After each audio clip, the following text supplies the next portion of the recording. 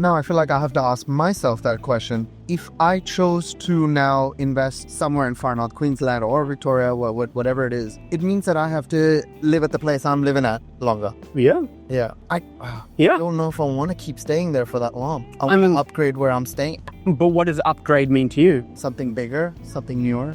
Bigger, newer? It doesn't necessarily have to be a house, but bigger and newer. And I get the idea of rent vesting. I get it. Yep. I don't know. I still hate the idea of renting. I mean, again, very personal choice. I'm renting, but soon will not be renting. I get the whole idea of rent investing. I have a view that you should at least have some ownership in your long-term perspective. Correct. There are some tax advantages of living in a place, so make the most of that. There's no hard and fast. Babe, now you know how much equity I had. What would happen if I were to sell, take that equity, and buy something bigger, maybe nicer, but still within the same area that I'm looking at? That's also a great idea. Like in the long run, I want to know, will it still work out financially? Like, is it still a good investment? It depends. What are you buying? So you're moving from an apartment.